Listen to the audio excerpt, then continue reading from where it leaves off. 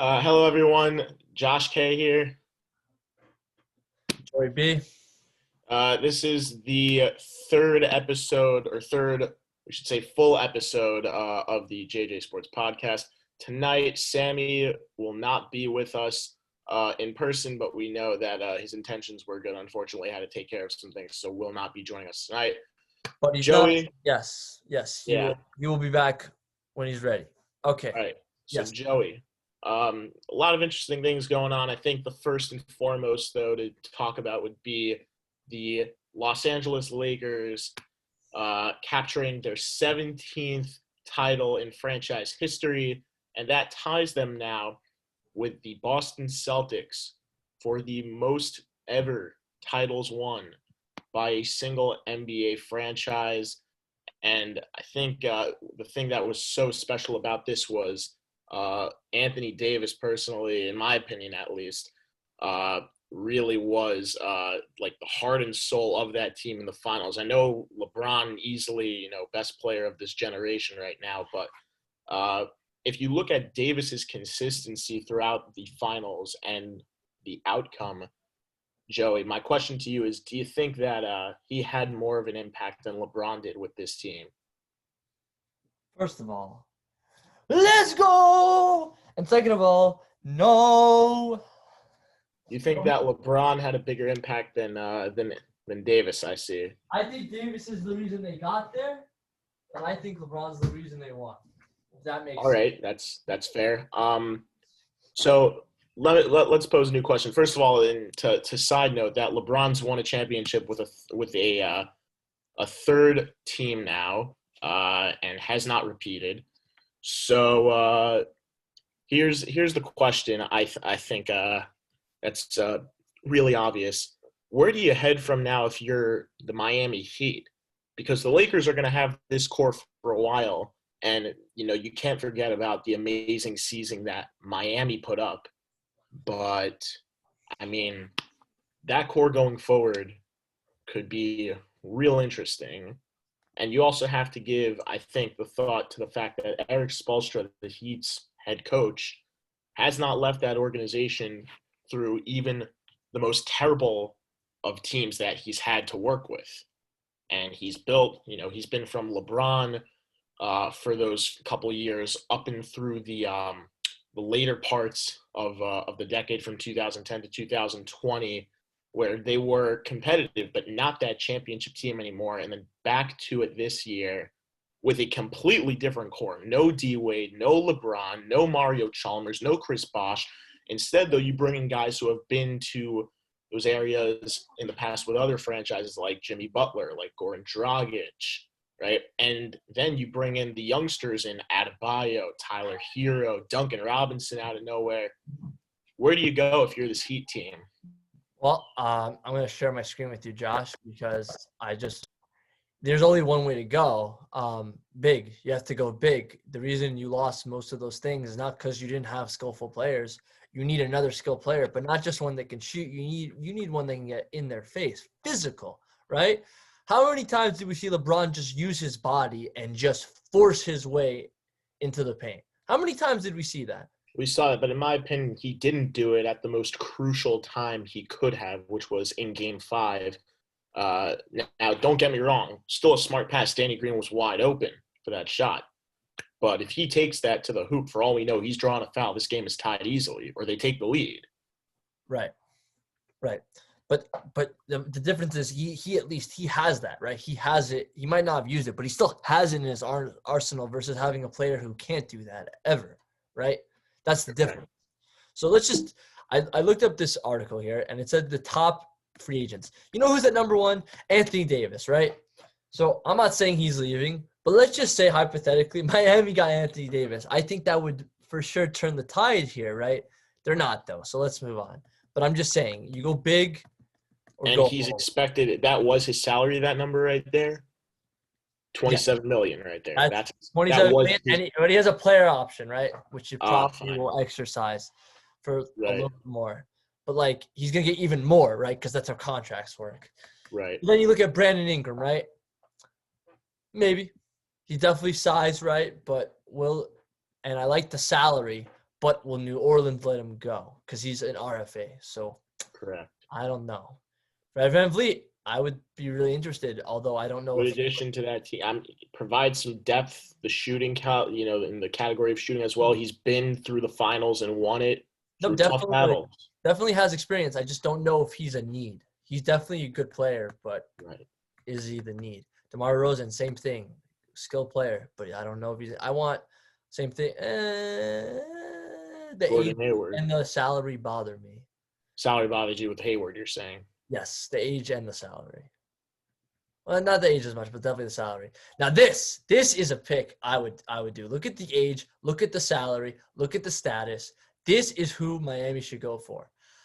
And I think since he's unrestricted, he can go wherever the hell he wants. Clippers can try as much as they want, but I don't know why Montrezl Harrell would go there when he can get so much more money and be on a more skilled team, because we all know the Clippers got exposed this year. You know it. I know it. Gob knows it.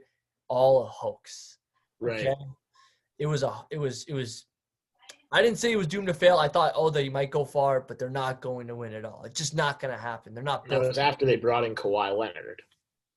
I'm saying, like you think, I feel like, I'm not saying they were a better team, but I feel like they were a more structured team before they got Kawhi and Paul George, because they were good enough without those guys. You know what I mean? Yeah. Like they had Harold, Beverly, Lou Williams. Like it just, I don't know, man. I think he's gone. I think this is the guy that the Heat should try to sign, man. I really do. I think this is the guy. How friendly is the Heat salary cap situation right now? Well, let's take a look. Because I wouldn't picture that, they had a young team this year. I wouldn't picture many of those guys are really up there in massive contracts yet. I mean, yeah, they have a ton of 1 or 2 year players, right? So they probably have a lot of space, if we're being honest here. Let's take a look. Let's take a look. So Jimmy Butler is obviously leading them in 30. Right, he's a lead on that team. $30.50. Damn. Okay. He's a nice veteran presence though to have on that team. Now, where are the guys like Adebayo, Dragic, and Hero at on this list? Oh my God, his real name's Idris.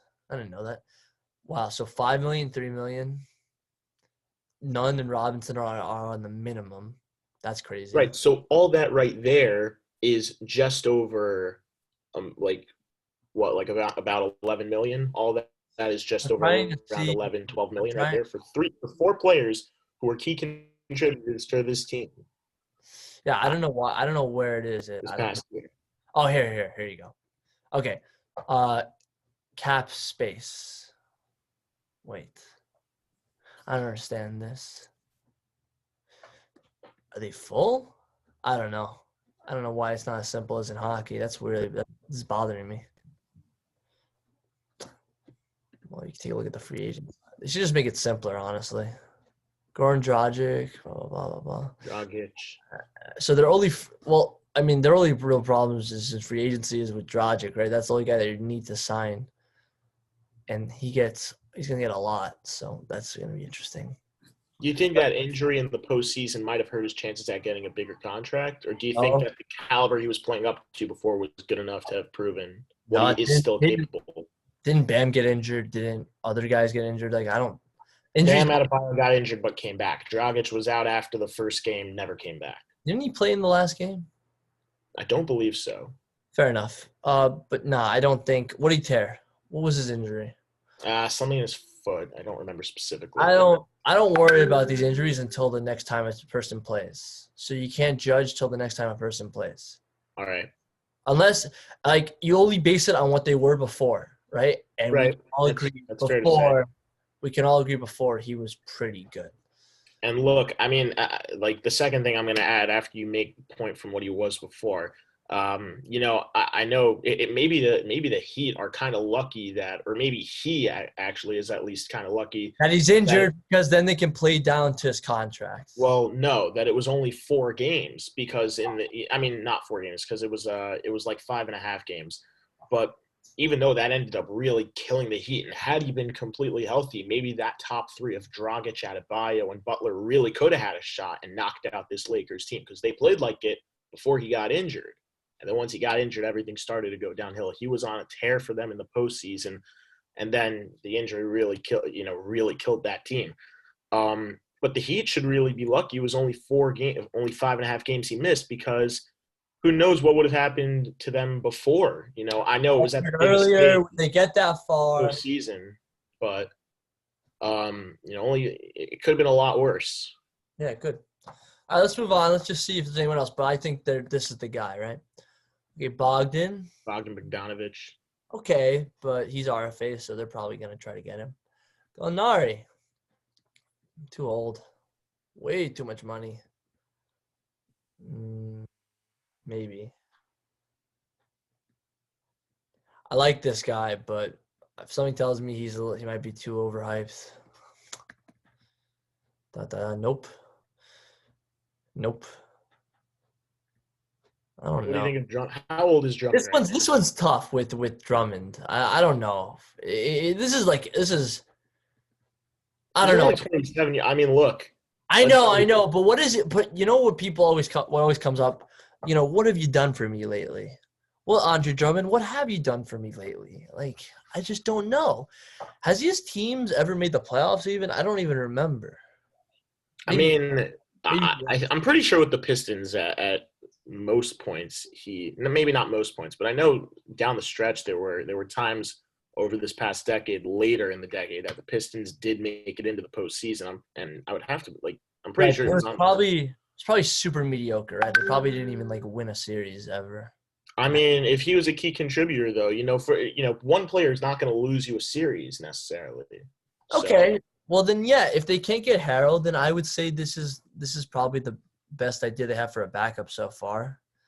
No. Yes. But I don't know if they need him.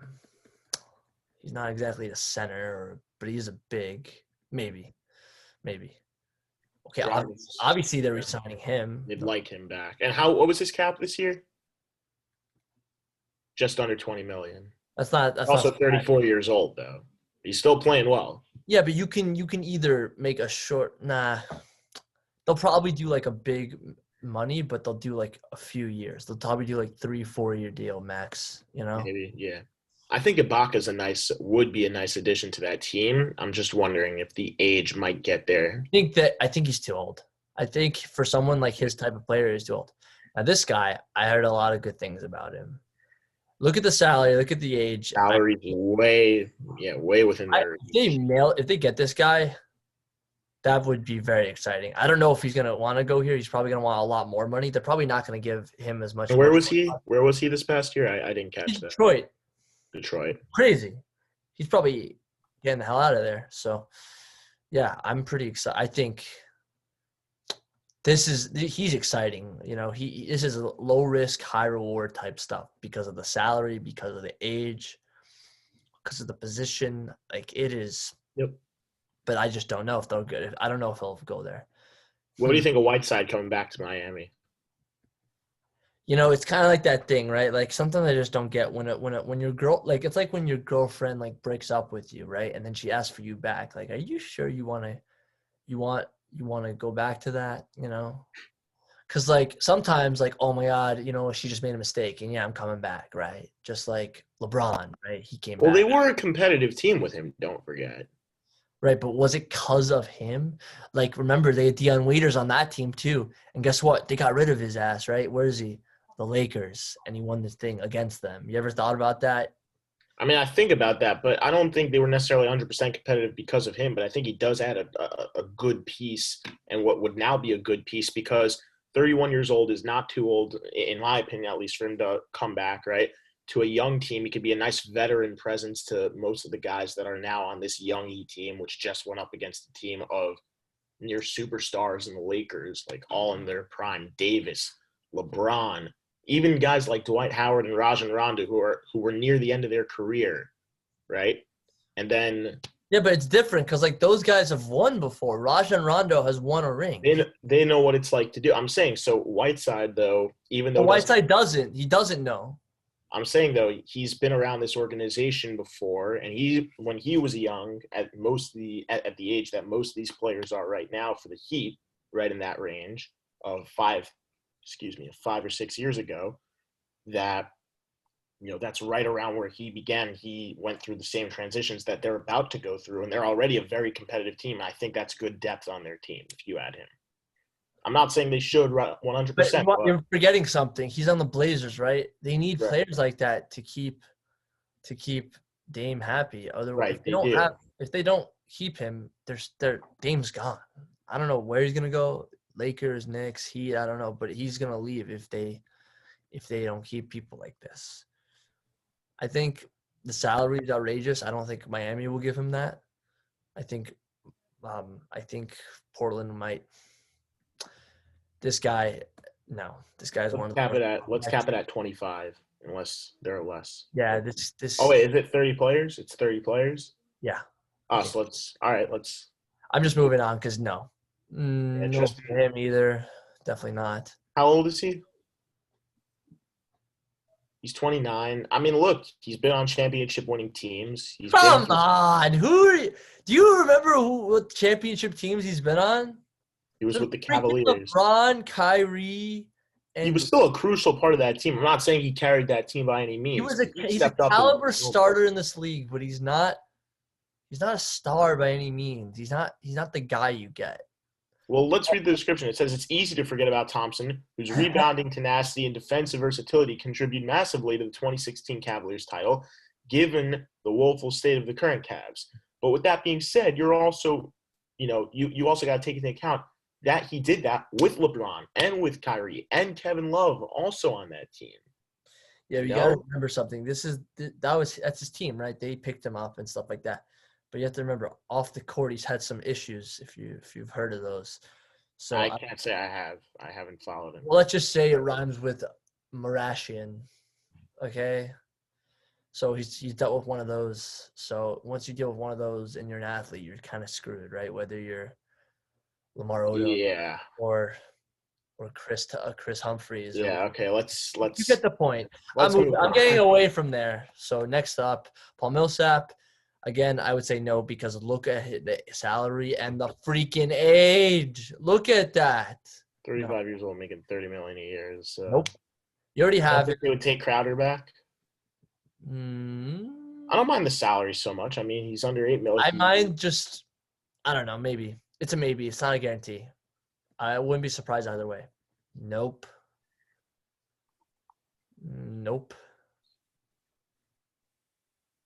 Nah, after this, I'm not interested.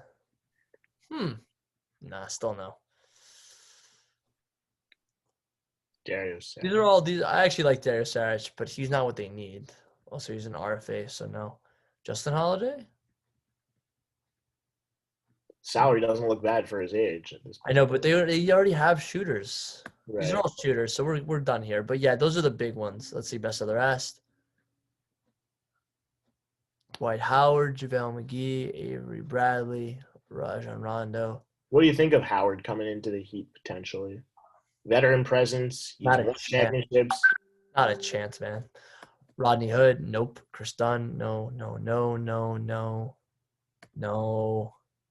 All right, I think we've covered. I think it's the obvious, right? It's one of those three. It's gonna be like Drummond, Wood, or Harrell.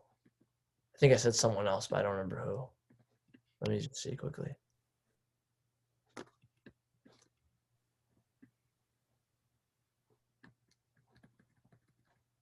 Yeah, Wood,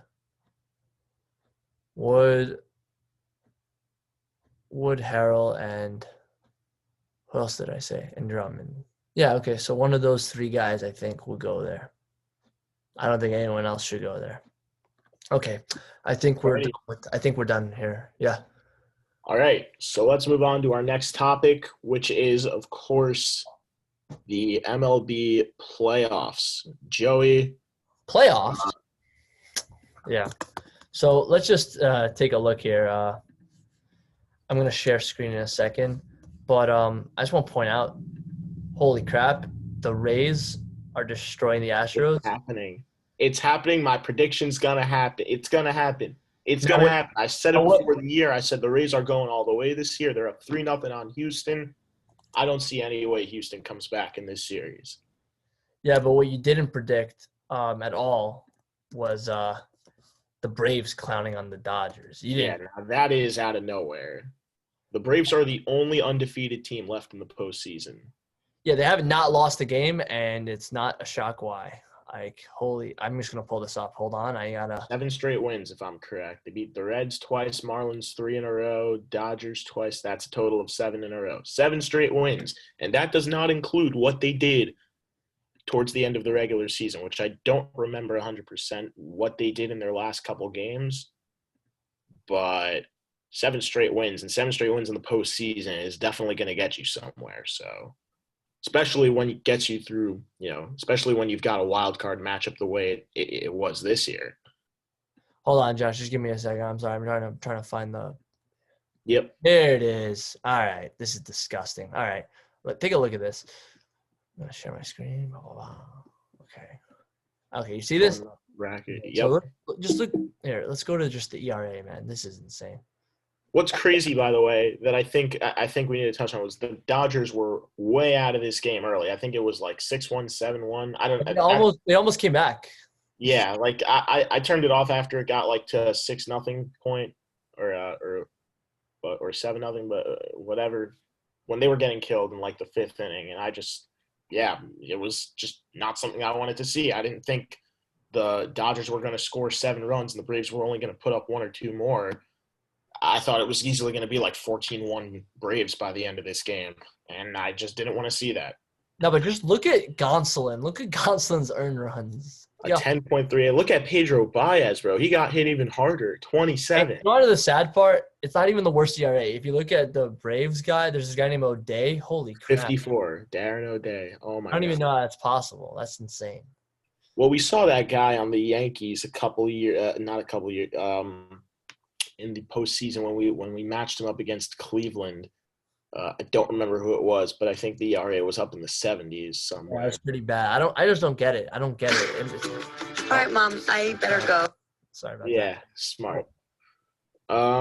So let's see what exactly how are the runs broken down for batting? You had Seager had a double, Bellinger had a triple. By the way, home runs in this game. Big runs by Seager and I think it was Muncy. And Bellinger. Seager hit 1, Muncy hit 1. Those were the only 2. Seager had 4 RBIs, if I read that correctly. Let's see. Yeah, 4. Or does that mean his 4th RBI? Nope, that's he had 4. He had 4. Muncy had 2. Bellinger had 1. He had an RBI every at bat. That's insane. And then how did so what was the breakdown for the Braves? You got Markakis, Swanson, Freeman was big night. 3 RBIs. All I doubles. Freeman hit another home run, back-to-back games, home run. By the way, I want to say, like, between the Braves and the Rays, I feel like I found my new Juan Soto, right? So the Braves is this guy named Pache. That dude's pretty crazy. Everyone knows the Rays is he's coming a Rosarina. Holy crap. That guy's going to be the Juan Soto there if it's not Pache. Now, let's take a look at that game. He is, by the way, fun fact, the first player ever in MLB history to have, I think it's either 4 or 5, but I believe it's 4 3-hit games. 4 games with at least 3 hits in the postseason. That's crazy. The youngest player ever, I believe. But like, look at the Rays. I don't know if it was the first. Sorry about that. That's true. But look at the Rays Astros, right? Look at the Astros guy here. E. Paradis, 27 ERA. And you know what's shocking, by the way? He was only played in .1. coming in. He only played in .1 innings pitched, and he had a 27 ERA. He was by far their best reliever in the postseason. He had given up nothing. He was lights out. He was shut down. No one could get on against him. No one could hit him. He gave up 3 runs. He gave up 3 runs, having gotten 1 out. Okay, he didn't strike out his only batter. The 1 out he got was off of a sacrifice bunt, which was a bit controversial. I don't know if you saw the call, but it was first and second. It was crazy. It was very close. Yeah. By the way, what I love about these games is that, like, I don't know if anyone's talking about Bellinger's catch at the end. I don't really care for it because in the other game, it was way more notable because, like, errors also. Because you look at Altuve getting the yips. He had 4 errors, I think, or Yep. something. And he had a chance. He has 3 errors in this series. That's really sad, man. That's he's got the yips. And then on the other side of the spectrum, the Rays, Kiermaier, had 2 pretty nice catches. And then you look Renfroe at came Renfroe, in. and then you look at Renfroe, who had 2 diving catches, which were beautiful. Yeah, and I think that really says something about how defense wins championships, because you look at them. This Rays team by no means is a team that's built to come out and score 10-plus runs a game. They could do it. They've got the firepower for that, but they don't play ball. You don't need to score 10-plus runs. You just need to get guys on base. Exactly. You get guys on base. That's what they do so well. They keep the line moving. If you look at their best hitter, it's Brandon Lau, throughout the regular season. As of now, it's Randy Arozarena, no question about that. But Brandon Lau was their best hitter. He was the best offensive producer during the regular season, and he struggled massively to find his swing back here in the postseason. He's been getting on base, drawing walks. He's still been a very patient hitter, but he's having trouble putting the ball in play and getting on base and hitting home runs like he did in the regular season. Now, don't get me wrong. Still a great player and still very dangerous. He's been immaculate in the field, so to some extent, kind of makes up for what they've missed with him at the plate. But it says something really about this team of defense first. Again, what the hell, man? I put it on mute. It says something, in my opinion, it says something about this Rays team, which is defense first. Their strength is definitely not in their offense as well as they've been able to produce offensively. If you look at that starting pitching rotation of their top 3 guys, they could throw at you in any order, and in all likelihood, you're going to have a tough time producing against them. You've got Glass now, you've got Snell, you've got Morton.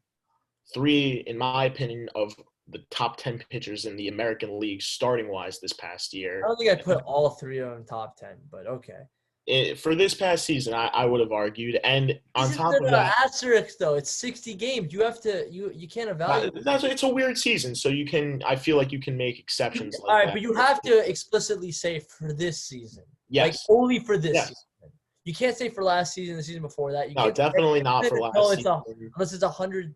You can't. You just. Okay. Yeah, no, I'll make that clear. This season alone. But then you're also gonna go in and bring in guys like Ryan Yarbrough, the opener, pitched very well in that game against the Yankees. His only real blemish was I don't remember who. It was Gleyber Torres who had a 2-run home run off of him. By the way, look at that pitch. That's an impressive hit. It was very low. I don't know how he got that. That was good. So it doesn't say. I don't think in any way that's on him. And he was great against Houston last night. He gave up 1 run. Yeah, it was nice. Oh, he gave up. I think he gave up 2 actually. I think it says 2. It says 2, but still. Yeah, he gave up both home runs to Altuve and Brown. Yeah. But that was also after he had been cushioned a 4-run lead from a 1-0 deficit. I don't care when your starting pitcher gives up a lot of runs, because as long as you can still battle back. Exactly. And your offense can still put themselves in a position. I don't care. Lots of pitchers give up home runs. It doesn't matter if you give up a lot of home runs, as long as you can fire back, as long as you don't give up, Right. And then the rest of the bullpen was absolute shutdown after Yarbrough. Fairbanks, Thompson, he was spectacular. Diego Castillo, Castillo. Ryan Thompson, 1 out. But you know what? He did his job. I understand. He got taken out in a jam. Aaron Loop came in and got 2 huge outs. And Diego Castillo's been – he was also almost in a jam, Castillo, but then – yeah, he almost was. Castillo's been nothing shy, though, of near perfect this postseason. He's been so effective for them. I mean, you look at his overall numbers this postseason. It's just and I'm not exactly sure with the PC-ST. I think that's pitch to strike ratio. If I had to guess. No, I think so. Castillo did throw 20-something pitches last night. I do remember that. Right. Okay. Anyway, regardless of that. So, yeah, it says defense first for me, the way they play this game. And that was also after you lost a guy like Kiermaier for the rest of the night after he was hit by a pitch, right? But the Rays are a platoon team. They don't need – a lot of their positions are, backed up. Exactly. Their first base, their third base. half the time you don't even know what the batting lineup's going to be because it doesn't really matter. And that's the thing. They play the matchups as well as anyone does. Yeah, like in lefties, all of righties, like they baseball. prepare themselves for this stuff. You They know, are they play the smartest baseball of any team in the league, or they at least this year they I think did. the And Braves that's could what they've been doing this I postseason. think the Braves could hold a candle to them. I mean, look, everyone thought they were done after Soroka went down, and guess what? Their team's still hitting lights out. That's very true. Max Fried is Very throwing true. freaking fire, which I didn't expect. That was crazy. And That's true. Ian Anderson, holy They've crap! gotten that's been the fact that that's been their weakest, their weakest link, and has still performed. It's kind of like the Yankees from last year. So many injuries to everywhere except the pitching, really. You had guys come in like Mike Talkman, right? Like Mike Ford also. Okay. Like who else? There was one more who was also great in the infield, but I don't remember who it was. Cairo Estrada. Probably, yeah. They all came in, and you know what? Their mindset was next man up. We got 3 major injuries, right? To Stanton, to Judge, right? Not going to let that get to us. And they played just as good, basically. They played just as well without those 3 guys, right? I mean, that's how you work. It's a next man up philosophy. That's exactly. And that's what happens that's what happened with the Rays last night defensively. Renfroe wasn't in the lineup. Bring him in for Kevin Kiermaier. They wanted the offense production from him, obviously, in the situation they were in. But to leave him in, right, and trust that guy who's known way more for his offensive production, especially in that ballpark. He was a Padre before, and he raked at the plate last year. 30-plus home runs. And he gets his job done. He hits a bloop 2-run double, right? Gives them some insurance from only up 2. And it was still pretty early in the game. The Astros got a run back right after. So had he not gotten those 2 runs in, we don't know what could have happened. It would have been a 3-2 game, right? For all we know, game has a way different outcome. But it's not. And then he comes in and solidifies his help on the defensive side with 2 outstanding sliding catches in right field. And not only that, but it's not even the fact that he did it. It's a guy who's not known for his defense who played it as perfectly as it could have been played as well. I mean, it's funny because you think about the 2 biggest trades the Rays made, and they've been on both sides of the ball, right? Exactly. Tommy Pham for Hunter Renfroe, and they traded Chris Archer for Glasnow. For Tyler Glasnow, exactly. And I don't know which trade is better. They also got Austin Meadows in that trade, I'm pretty sure, too. I think that's true. Yeah, let me look that up. There, Hunter Renfroe. No, not the football player.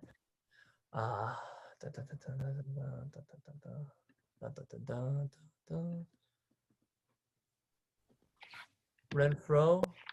No, I don't think so. Let me see. Let me look up Austin Meadows. Unless you mean the other way, right? Did you mean – no, hold on. Austin Meadows. Meadows was in the Pirate system before. Also, you got cut off, so I missed whatever you said. You're talking about the Archer trade. I thought you meant the – yeah. I thought you meant the Pham trade. That's my mistake. Yes. Damn. No, I was talking about the Rays Pirates trade. Yeah, my bad. But, yeah, I don't know which one is better, which trade's better because they're both pretty good. But I guess probably Glasnow because you got Glasnow and Meadows, right? I would have to say it's probably the Pirates trade. I mean, Meadows was a key part of that offense last year. He was dealing with COVID issues in the beginning of the year. Who knows? Maybe that was just something that set him back, that he had a hard time overcoming the rest of the year. He showed up at moments when he's been needed in the postseason while he hasn't been super consistent. For example, that home run off of Cole in Game 5, which tied the game. He hit another home run in that series also. Yeah, he's been clutch. But I think that's all we can just do this one more time. We can do our predictions one more time. Just after, since we were wrong again, I think another round happened, right? So we have to check. I think we had upsets. I was wrong. I was wrong about the Padres still coming back to beat the Dodgers. I think you were wrong about who the Braves were playing, right? About who the Braves were playing. I did say the Marlins were going to come back in that series. Right. Also, those were 2 bold moves. Now that we're on to that, even though the Dodgers are down 2-1, And really, like, beside the point that they scored 7 runs last night, which I'll give them, yeah, they almost managed to come back. But for how much they were down, you can't, even with a team like the Dodgers, go down that many runs. And Right. Hello? arguably the top 5 best players in baseball right now on your team, with Max Muncy, with Justin Turner, with a MVP-type season from Corey Seager, right? Then you throw good depth in there like Chris Taylor, like Will Smith, like A.J. Pollock, like Josh Peterson. Yeah, Josh but Peterson, I would take John Peterson. the Rays back I up. just the Bears. you still can't put yourself in that hole if you're LA. Now, I obviously don't think they intended to do that, but they're down 2-0. That's the reality right now. And they've got to come back and win this next game. Similar to the Houston-Tampa series, they were saying last night on the game, Ron Darling was saying that Dusty Baker, as experienced as he is as a manager, is going to coach this game like it's a game 7. This is not a game they can lose because their backs against the wall. Here's a fact. Interesting fact. 38 times, right? Out of the last 38 times. I know what you're going to say.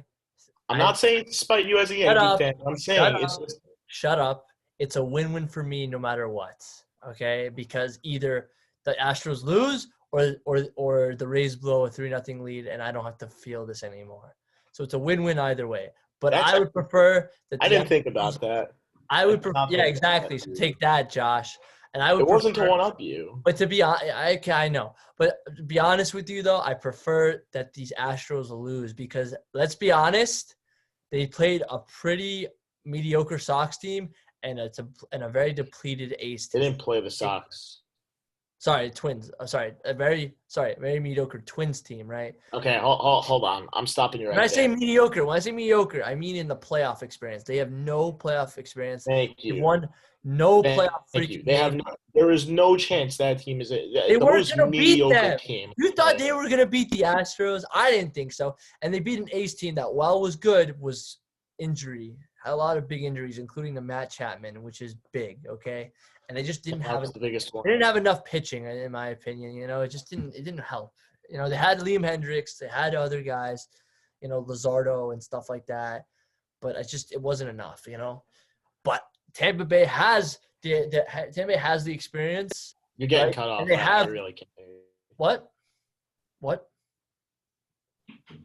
Oh no, we're having our first ever lag. No. You good? Kind of. You stuttered a lot because of the connection, but okay. How do I sound now? You're good.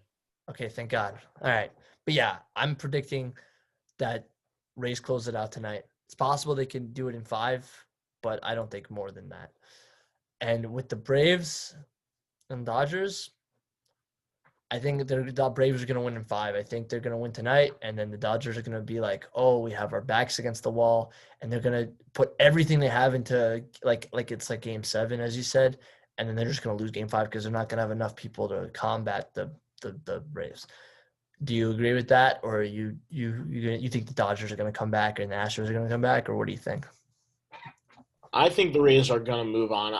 Like you, I'll agree. I don't see that series going any more than 5 games. I'll be rooting for them to get the sweep tonight. I like that team a lot, especially this season. They were built for a season like this. I said it before the season started. I said it while the season wasn't playing, before the postseason started. And I said it as the postseason began to start as well, right before most teams had played a game except for them, that they are going to win the World Series this year. It worked for them in the regular season, and it's worked for them so far in the postseason. I don't see any reason. I mean, yeah, like 60-game season, like it's made for this team. Like, I don't know if they get this far within a 60-game season. I mean, for sure as hell that the Nationals wouldn't go to the playoffs if it was just a 60-game season. They were like, what, dead last? Like, Are you kidding? Like, no. But yeah, for this season, it's perfect. This season could not have been built any better for a Rays team, and more specifically this Rays team.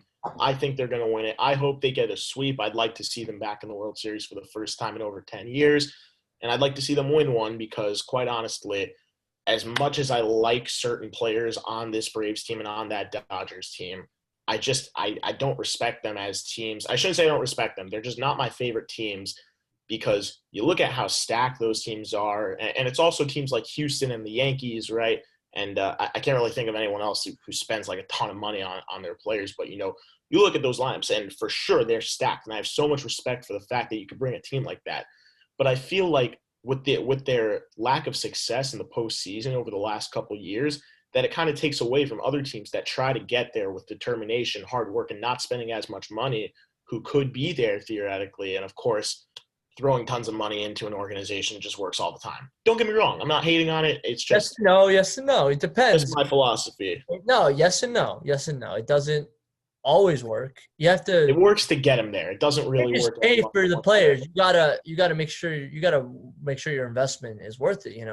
Right. No, I hear. Okay, fine. Like yes and no. It really depends, right? It really depends. Yeah. But yeah, and you think the Braves are not gonna? I don't think the Braves. Let me say. You think they will beat the Dodgers or no? I don't think they'll beat the Dodgers, but I don't think it's going to be because they crumble under. I don't think they're too high on themselves right now. I just think that the lack of experience might get to them because they've been to the playoffs. This is their third straight year in the playoffs, and don't get me wrong, they're a dangerous team, and they could very well win this series. They're up 2-0. They've beaten this Dodgers team twice. They could do it 2 more times. But with that being said, the Dodgers have more experience than this Braves team. I know they're equal now, and I know that the Braves have a lead. But if you look at where the Dodgers have been over the last 4 or 5 seasons, it's nowhere near as close. It's nowhere near as down low as the Braves have been. The Braves have been to no farther than the National League Division Series. This is their first time with this core getting past that. The Dodgers have been to at least over the last 4 years, 4 or 5 years. We dated back to 2016.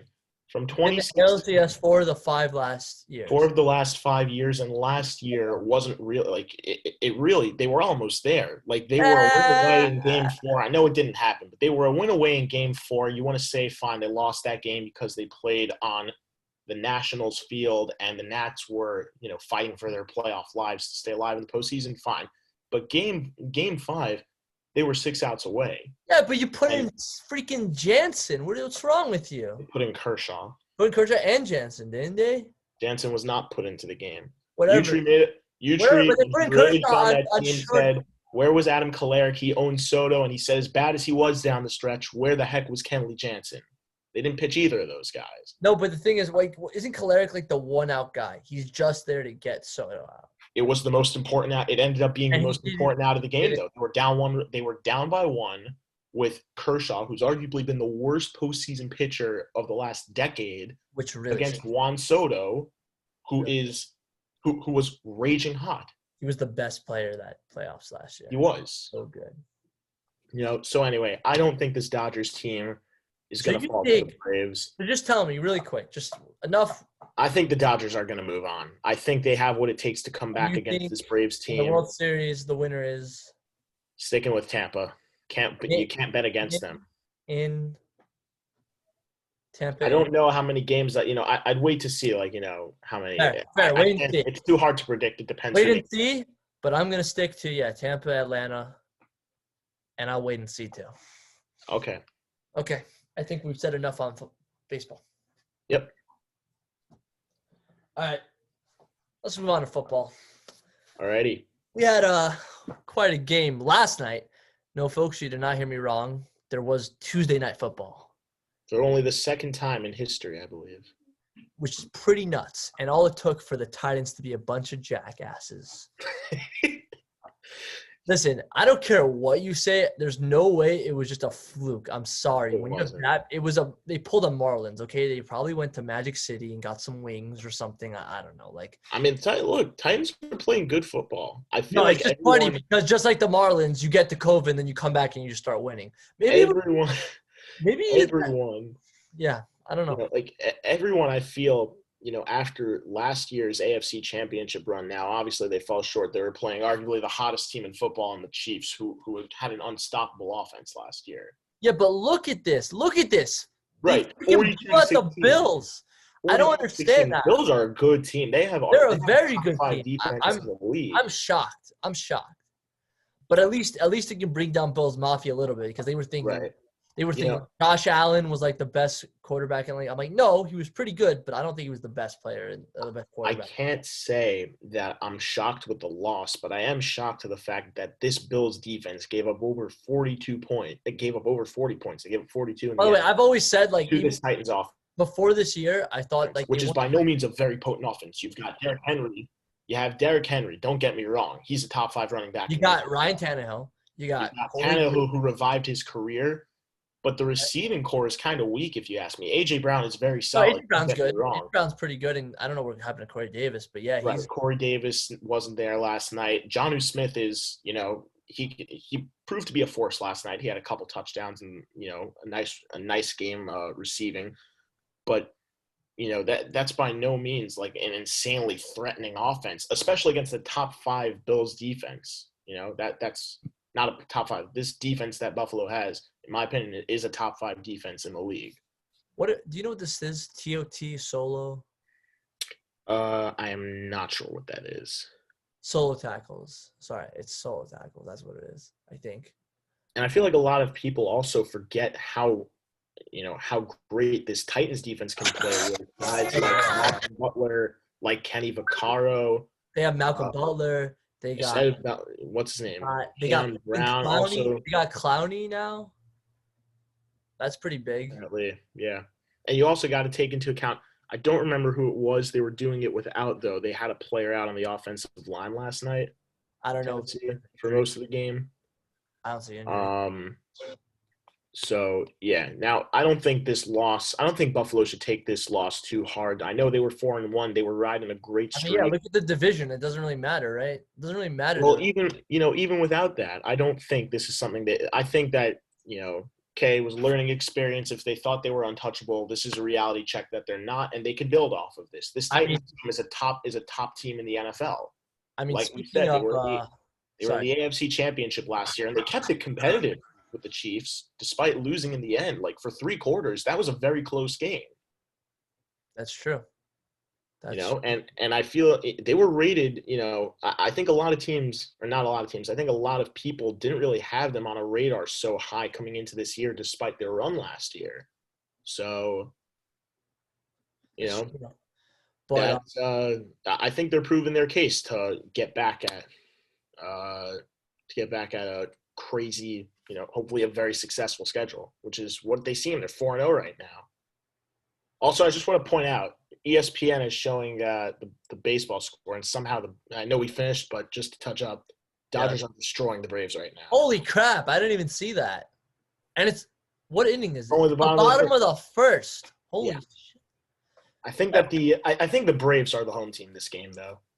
I don't care about home, dude. They're playing in Texas. What does that mean, home? That doesn't mean anything. Well, yeah, okay. They're flipping it so it would normally run as if the games were being played in their respective stadiums, and the home field advantage worked the way it is. It's the same format. Real home field advantage, but there's no home field advantage. There's none. There's no home field advantage fan-wise, but last chance to hit and last chance to score. Yeah, that's true. That's true, but that's a little different. You know what I mean? Like. There's no, I see it, but it's still been an asset to teams. Yes and no. It depends. It's just hold on. This is really upsetting. I want to get to week 5, and it's not letting me. What are you doing? Hold on. Let me just click on the team I want to get to, because holy crap! Speaking of getting, why isn't this showing up? Now I'm upset. Hold on. Schedule. What did you say before about the Bills? About like how they got what was it? You didn't say exposed, right? What did you say? I didn't say they get exposed. I thought if they thought they were untouchable. Untouchable, right. So speaking of untouchable, look at the freaking Chiefs and Raiders game, man. Yeah, that's a game I'm a little shocked about. I'm not shocked that the Raiders managed to put up 40 points against the Chiefs. It's more shocking that the Chiefs didn't put up more than 40 against this Raiders, because this Raiders defense has played when they've needed to play, but they have been, in my opinion, the most inconsistent defense in the NFL so far this season. Their offense is really their strong suit. I mean, they did it against the Saints. They did it against the Panthers, who are playing great football right now, by the way. you know, and for all we know, maybe if you thought it was a fluke before because week one jitters, obviously every team's going to be a little shaky, and the Raiders just were a little less shaky than the Panthers. And if you think, oh, they played the Saints week 2, the Saints can't ever win in week 2, right? And then losing 2 straight convinced you that maybe it was. This should be a loss that makes you think this Raiders team really could do something very scary. And I never count out John Gruden. That dude loves football. And I always say, like, those 3 wide receivers drafted in the first round this year, I think any 3 of them, I don't think any of them is better than the other. I don't know if you know what I'm talking about, but I'm talking about Lamb, Judy, and Ruggs. Yeah, exactly. I don't think any of them, not one of them is better than the other. I think they're all very good. I think they're all big difference makers, to an offense. Yeah, they've all got Ruggs is the fastest. Lamb supposedly has the best, tackle breaking ability, and Jerry Jeudy is the tallest and the, also very good route. They're all very talented wide receivers, like it's insane. Like, it's also funny, like, look at the rushing, like Josh Jacobs has more rushing yards than Hilaire and Mahomes combined. Like, that's pretty nuts. Like, he had a field day. He had 2 touchdowns. He only had 70. I mean, look, 77 yards is a nice performance, especially when you add 2 touchdowns to it. But as long as Rome was, I know, but he had 23 carries. He had 23 carries for 77 yards. I mean, that's okay, fine. So Allaire only had 10 carries. He put up 40 yards. He was on. No, I'm saying Allaire's more higher impressive than Josh Jacobs did. I'm saying Hillaire's more impressive because he got more yards in less carries. But I'm saying they made Josh Jacobs a workhorse, and they did beat off because he got 2 touchdowns for it. Yep, and Henry Ruggs also. But I think that touchdown was. He also had a touchdown. Ruggs. Look at that. I think it was his first ever NFL touchdown. What amazes me is he only had 2 receptions. He did 118 yards on 2 receptions, but the first of his 2 catches was really spectacular. You could not have had better coverage on him in that play than the Chiefs did, and he ripped it right out of his hands. That was crazy. I can't believe it, honestly. I'm also really impressed by their tight end, Darren Waller. He looks pretty good. Darren Waller's done some nice things this season so far. Like, he's very impressive, So yeah, I've definitely been impressed by that, No fumbles lost. That's pretty good. Let's see defense. Any sacks? Just by Willie Gay on the Chiefs. And let's see here. Okay. So 3 sacks. Mahomes got sacked 3 times. That's pretty big. Doesn't happen a lot to Mahomes. He usually gets away. Offensive line is very good, and even so, he's proven that even though he may be more of a pocket passing quarterback, that he can be very dangerous when mobile. It's true. That's true. And I want to look at one more game just because this one stood out to me. Hold on. Where is it? I think I know which one you're going to take, but I'm curious. Well, you tell me. You tell me. I want you to tell me. I thought it was going to be the Bucks Bears. Yep. Because really, yeah, because is the Bears. I don't care what anyone says. I think the Bears are fake as hell. Really, I think they're good, but I don't think they're as good as they think they are. And I would say the same thing for the Buccaneers. I think I'm really pissed off because I think everyone wants everyone to think that Tampa is going to be the new Boston, and I don't want that. We have other teams in the championship, and we're going to win it all. I'm like, no, you're not. You're not going to get that because you're not good enough, and you don't deserve it, at least for the Buccaneers' sake. I think the only reason the Bears are good enough to win these games is because of Nick Foles and their defense, of course. But, like, on their offense – that defense is also dangerous. And, this Bucs defense, I know you're going to say maybe the offense fine, but the defense has shown some good promise early in the year. I like the defense, but I don't think – like, they don't have a Khalil Mack on that team, on that defense, They just don't. Right. Like, I'm looking at their defense. They play solid defense. Who's their best defenseman? Like, I don't know. I mean, well, they brought in Ndamukong Suh, so I don't know. I feel like Sue's not as good as he used to be.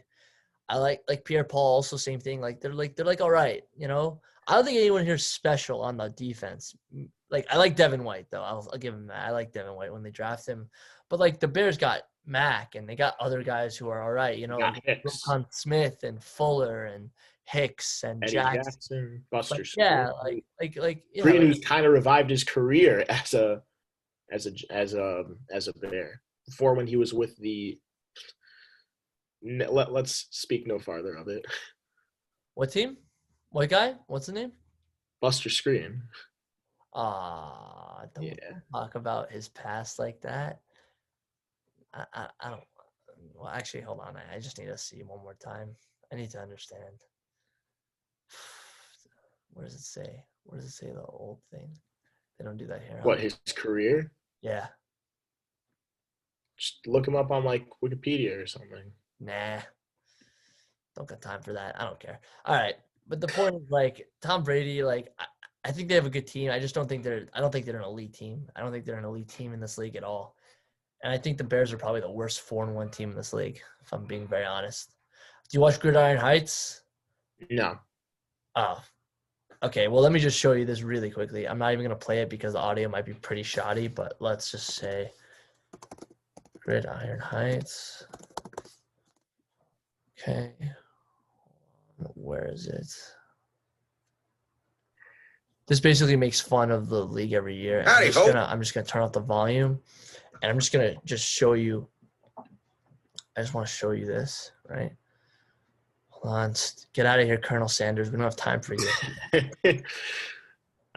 Looking good. Okay.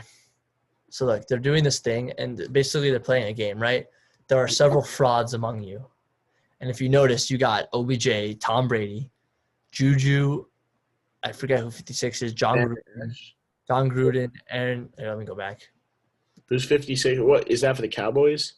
No, that's it's going to show the logo in a second. Hold on. Oh, fine. The Colts. Nelson, I think that is right. I don't know. Whatever. So Aaron Donald is oh wow, that's harsh.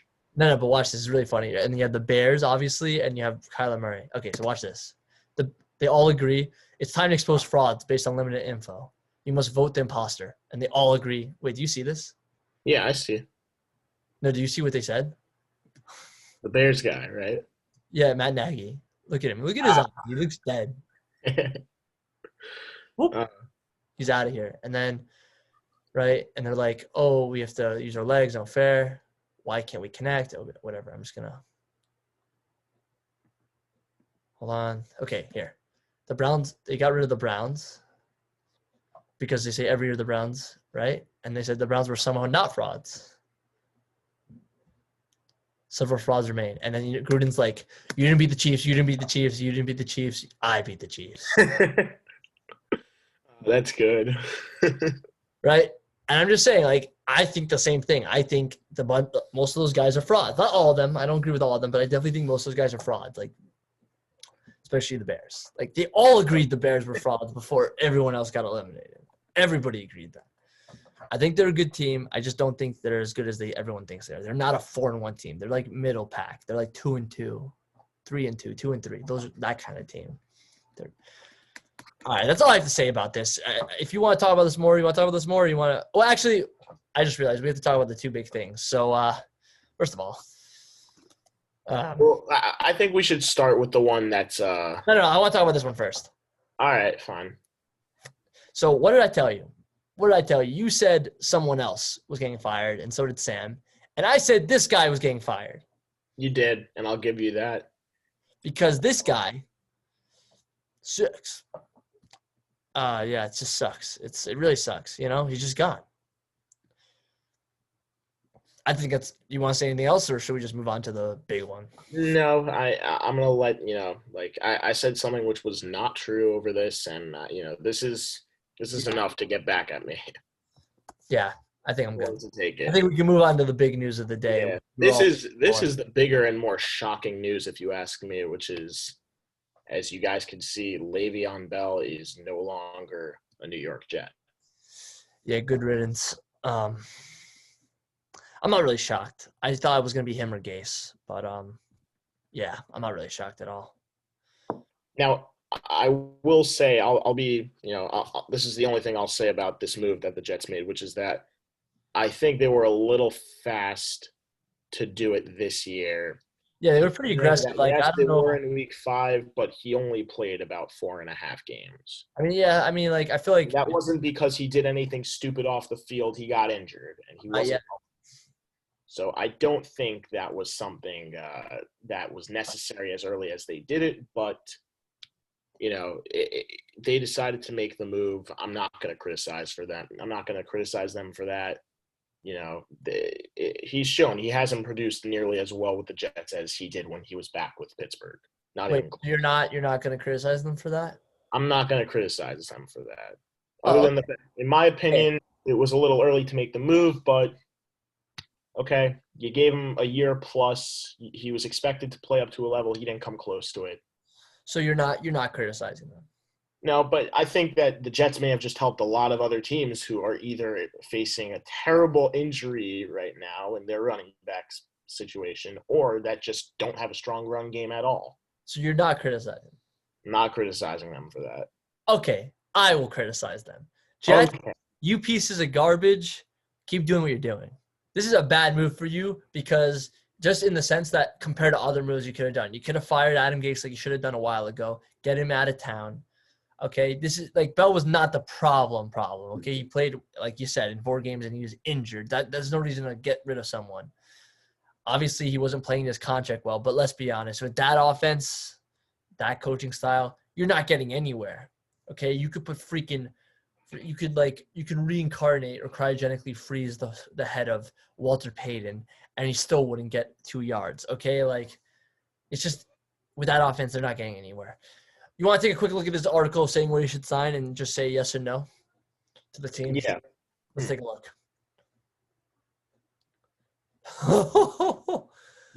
It's actually funny because I was thinking about that, and I think David Montgomery is nothing special, but he's not garbage. Like, I don't think they are in need of him. No. I don't think they're in need of Le'Veon Bell. Nope. Kansas City? Nope, definitely not. Nope. Yeah. No. I would laugh if they did this. I would laugh also if the Steelers re-sign him, but I think Connor's just proven himself enough already to clearly be the number 1 back. Now, it may be that if he does end up back in Pittsburgh, maybe he revives his career with the same players he grew up building, the foundation of his career with. But yeah, I just don't see it happening. I like the Browns one because they have Kareem Hunt, but Chubb's out. So it can't hurt. 49ers, again, same reason. Mostert's not Mostert. Yeah, I think Mostert's out, and then the starting running back. Their guys are out. Yeah, like I don't even know. They're battling more injuries at the running back position than anyone right now. Titans. Now this would be very interesting. But I doubt it. They got Derrick Henry. They're fine. Seahawks. Chris Carson's been always. Yeah, no. Miami Dolphins. Yeah, I actually like that. But I don't know why he'd go there. Like, they have Jordan Howard, Matt Breida. Like nothing special. I think Dolphins would be great, but I don't know why he would go there. Now this I like. I like this. I think this is where he should go over anyone else. I like Kenyon Drake, but he's not like he hasn't been doing anything special this year. I think this is where he should go. You agree? I'll agree. In my opinion, out of all these places, like I like Miami, but they wouldn't have him. I think it has to do with place and need, right? So I think in terms of place and need, like this is the best place because of D-Hop, because of Kyler Murray. I'd really hate to do this to Kenyon Drake, but he just has not performed to his expectations as a Cardinal, and I don't think that. I do not think it would be a dumb move for the Cardinals to sign him. Right. And who knows, maybe having a guy like Le'Veon Bell, who was once arguably the best running back in the NFL, could, create a spark there, and maybe Drake can learn from him. Drake, at one point in his career, was also a very, very good running back, and in my opinion, still is. But he needs something more than he needs something more than his current teammates to get him going, I think. What do you think about this article I just pulled up? What do you think about that? I don't think the Patriots should sign Le'Veon Bell. You've got a nice young tandem in Sony Michel and James White. That's true, but how funny would it be for him to go to the Patriots? How funny would it be if he went there and Bill Belichick turns his career around and he just destroys the Jets? Like that would be crazy, but I just don't think that he would do that. Okay. Really, I just don't think. I think we're good, yeah? I think we're good with the NFL talk. All right, so wrap it up. Let's do my favorite sport. let's get into hockey talk. Final sport of the night, boys and other viewers. Let's close it out. Anyway, I want to talk about Joey, the big free agency. Let's talk about all our picks, but I think the easiest way to do that is to do it by team, by the day. So every day. So we'll go over to the first day. right. So here, this is it. Don't look at anything yet. Just close your eyes, sir.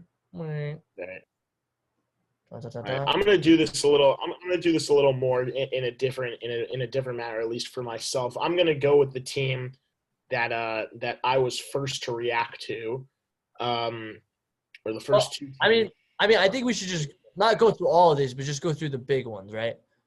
Yeah, we can do that. I think that I think maybe not in terms of an actual contract and monetary value and No, but just the move, just like who went where. Yeah, the biggest, in my opinion, has to be, and the most shocking for me has to be that Henrik Lundqvist is now at Washington Capital after. Yeah, but we talked about this, 15 didn't we? seasons. Didn't we talk about this though? That he was going to be in the division. I don't believe so. I could have sworn we talked about this. I don't think we did. If we did, like to all the viewers, I apologize if this is going to be a repetitive topic, but Yeah, that's a big move. But if we're being real, I'm not really scared. I'll keep it very short. After him being in a New York Rangers uniform for 15 seasons, being arguably the best goaltender they've ever had in their history, sorry, Mike Richter, but the baton has been passed to King Henrik. I just don't understand. I shouldn't say I don't understand. Like, obviously, I'm not in his shoes, but I don't think any Rangers fans thought that of all places he would have gone as a free agent, Washington would have been the first place. Yeah, and then we buy him out. We get all these random guys, as you can see. Yep. Who I heard one or two of them solid, right? Like Bitetto, I heard is a good. Yeah. And then Rooney are like good penalty kill guys, and we got Jack Johnson, which I don't know how to react to, but I think in my head I'm like, they need a veteran. He's probably not going to play that much. He's probably just going to give a lot of leadership, and he's looking for 1 year. So I don't really care.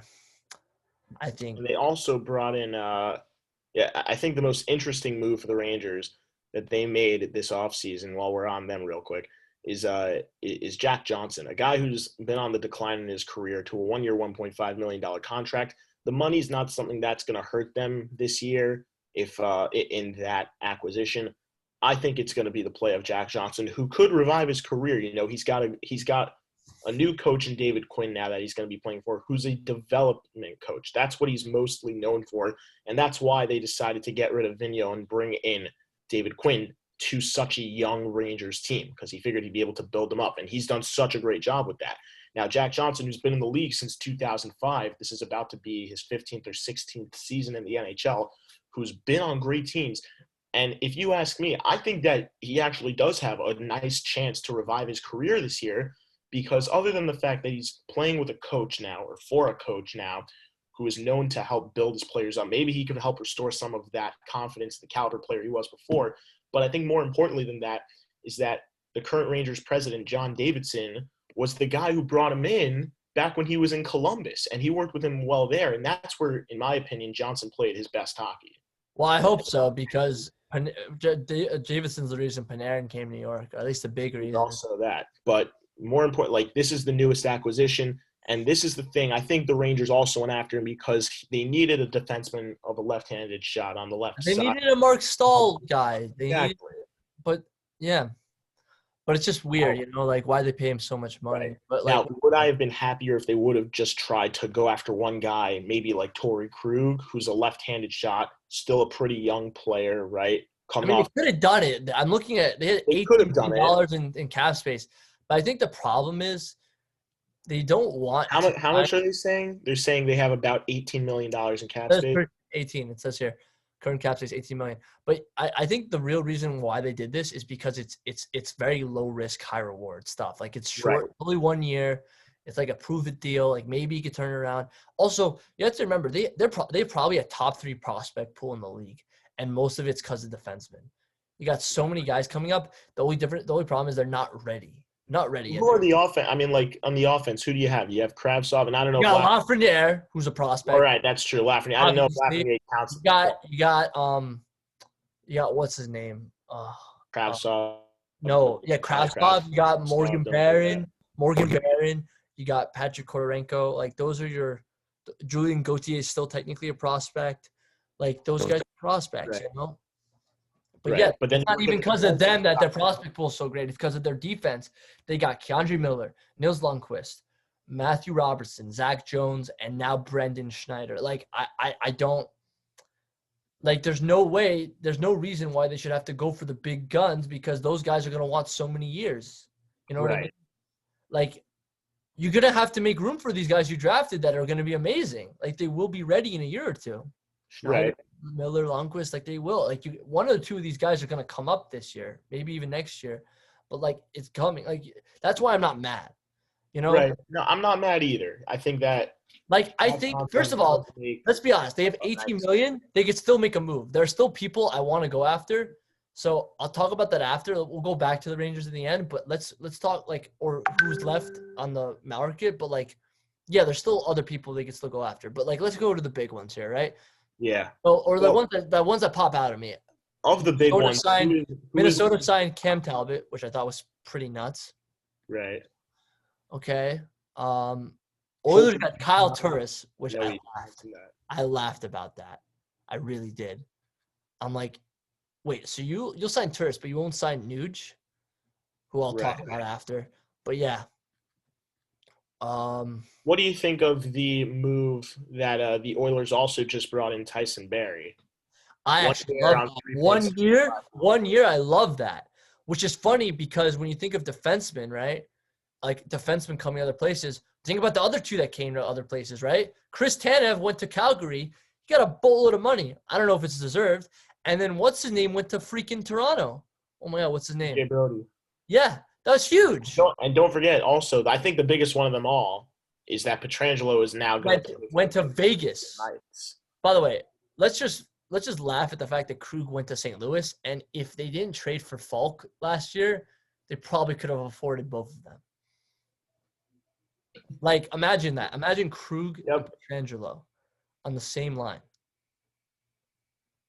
That would be that'd be dominant. Yeah. That'd be better than that'd be dominant. That would be better than Ruwensky. That would be better than Ruwensky Jones. That would be better. Or Yossi Ellis. That would be better. I think that'd be better than Makar and Graves, quite honestly. They're young and they're talented. Don't say no, but those and guys, they score. You cannot. Okay, fine, but like, yeah, but it's a little different. But whatever. But yeah, like those, like the defensemen got paid. Oh, speaking of defensemen getting paid, Kevin Shattenkirk. Yeah, I don't know about that contract with the Ducks. I mean, like, if he's playing like he did with the Lightning, it's a slam dunk. But if he's gonna play like before, it's kind of the same feeling I got when he signed with the Rangers, you know, because we all know what happened. He had a great year with Washington, and after that, St. Louis and St. Louis. Right, and it kind of just fell out the door with the Rangers. Right, it's just funny. I'm hoping it doesn't. I'm hoping, like, I like him as a player. Listen, we'll see.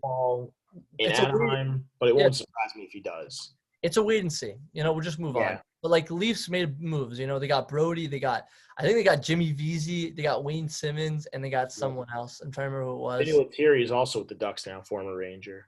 Yeah, I remember him. Very random. Matt Murray is on the Senators. Also, a lot of like Khudobin resigned. I think that's pretty big. But Corey Crawford signed a contract with the Devils. That's also a little. I know he's later in his career, but it's hit or miss. For what he's accomplished in his career, and it's not they're gonna ride out Blackwood. Wow, who cares, man? Who cares?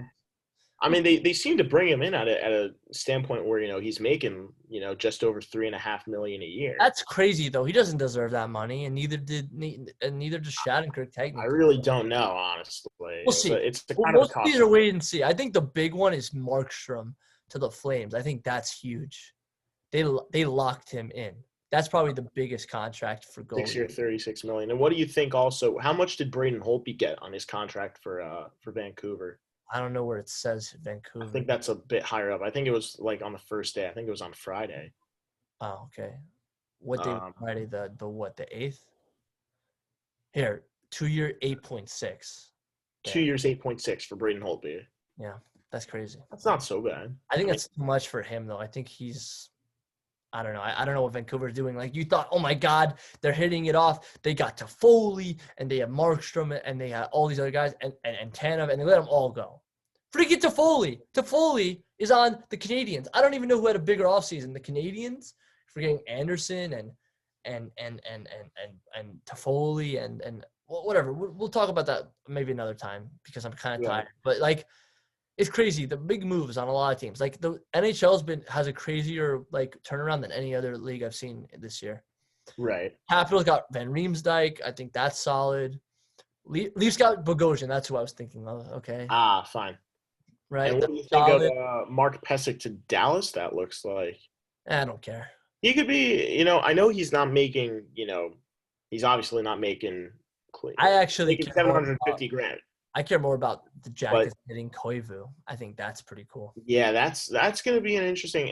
I also Koivu, Mark, Max Domi, and Dubois. Like, I like the signing. Or I don't know if it was an extension or not, considering he just played there. But I do like the Valeri Nichushkin re-signing by the Colorado Avalanche. I think he was a key piece to that depth. And the one that pains me the most of all these right here that we're looking at is the one Jesper Foss, the Hurricanes. He was in the hearts of every Rangers fan, as far as I'm concerned. Yeah, but at the end of the day, like, player, but he worked his way up. He was an alternate captain. He was such a late draft pick, and his work ethic is the thing that I'll always have a ton of respect for him. Like, even though now he's going to be playing against one of the Rangers' biggest division rivals in the Carolina Hurricanes, and I think he makes a great fit on a team that doesn't have tremendous, like, unbeatable skill. They've got great skilled players in Aho, in Svechnikov, in Teravainen, who's shown a lot of promise since moving to Carolina into that team. But they're a grinding team. They play with speed, and they don't give you room. And I think he's a guy who fits perfectly into a team like that. But I'm not mad about the. It's gonna be rough not with the Rangers not having him. But I'm not mad about the move because it's a 3-year contract. Right. You can't give a guy like that 3 years because in 3 years you're gonna have to pay Lafreniere, Fox, Kakko, right. You can't. You're gonna have to let him go if you do that. You can't afford it. No one's gonna take that contract. I also want to say I like the Craig Smith 3-year signing.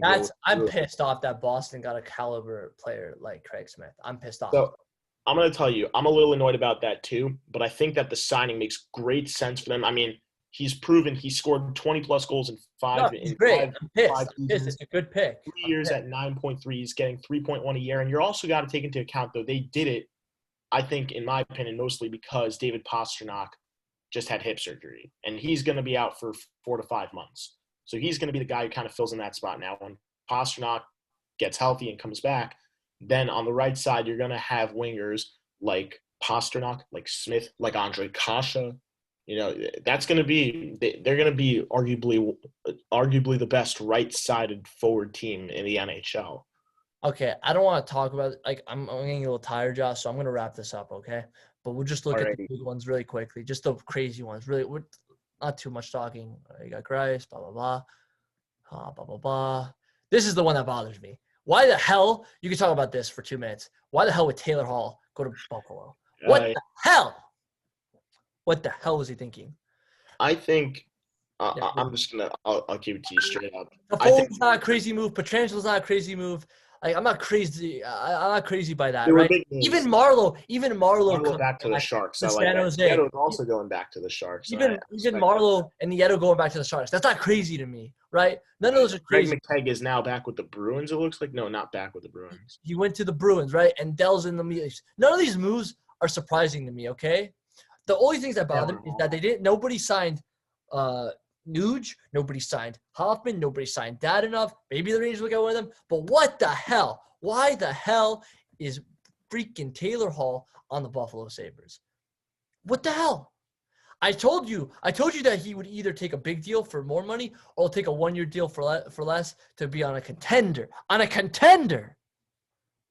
You're telling me Buffalo's a contender? I'm going to give it to you straight up. I think that it's not really more him and himself. I think this is more I think it's more a Sabres move to try to keep Eichel happy because who knows? I think you're this right. works out well. You're right. for both. You're right Because because they if got Eric Hall- Staal. Yeah. If Hall goes back to being that MVP type player he was a couple of years ago, then great, fine. He'll make Eichel happy, and But they might actually be if not 1 year. They So, might be a competitive team. I don't think they will be, but it wouldn't surprise me 100% after you have a duo of Hall and Eichel and young guys like Olofsson and Jeff Skinner and those guys. that And top six. It's going to work out on the personal side for Taylor Hall if he has a great year because for all, it's a win-win for both teams because the Sabres are getting a great player. They'll keep Eichel happy and they might go somewhere offensively. It works out great for Hall because, okay, sure, he might not win, right? But he still could. That I just said that offense does have a lot of really nice bright spots, and they're still pretty young. And then, minus Hall, he's getting older, but still. And on a personal standpoint, if it's not from a team, then Taylor Hall, if he has an incredible year because he played with Eichel, maybe he builds himself up to get another massive contract with another team. That's on a personal standpoint for him, though. Okay, so in conclusion, what the hell, Buffalo? Exactly.